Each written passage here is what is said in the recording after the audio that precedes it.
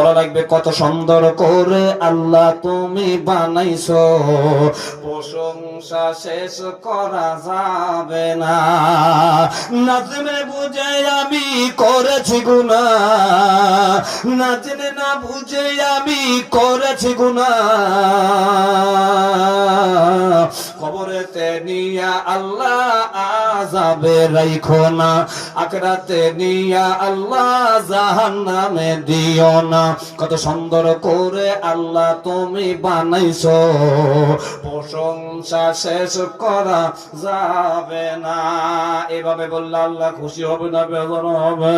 তাহলে এগুলো আমাদের শেখা দরকার আছে না নাই? জিকির করেন লা ইলাহা, আর একটু বাড়া দেন তো, বলো টানে না কেন?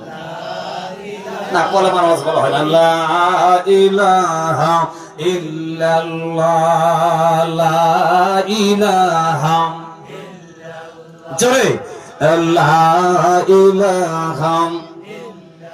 কবর মাঝে বাবা মাকে পাওয়া যাবে না, পাইব যাকে তিনি আছেন শাহে মদিনা।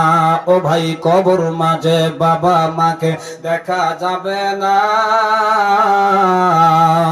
দেখব যাকে তিনি আছেন শাহে মদিনা। ওই কবরে নবী সারা বন্ধ পাবো না, ও ভাই ওই কবরে নবী সারা সাথী পাবো না। আমার মরণ আসিবে কখন কেউ তো জানে না, আমার মরণ আসিবে কখন কেউ তো বোঝে না। লা ইলাহা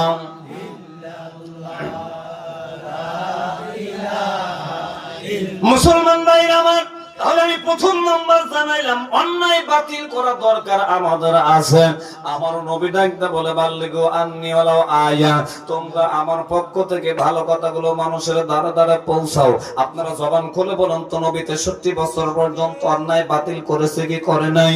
এবার আমি আপনাদের মাঝে জানাই, বিশ্ব নবী দ্বারে দ্বারে ধারে ধারে ঘুইরা ঘুইরা মানুষকে বলতো তোমরা জাহান্নামের পথ ছেড়ে দিয়ে জান্নাতমুখী হও। তবে জান্নাতে যদি যেতে হয় তাহলে আমি আখিরি জামানার পয়গম্বর বিশ্ব নবীর হাতের মধ্যে তোমরা কলেমা পড়ে বায়াত গ্রহণ করো। আপনারা বলেন তো ভাই কলেমা ছাড়া কি জান্নাতে যাওয়া যাবে?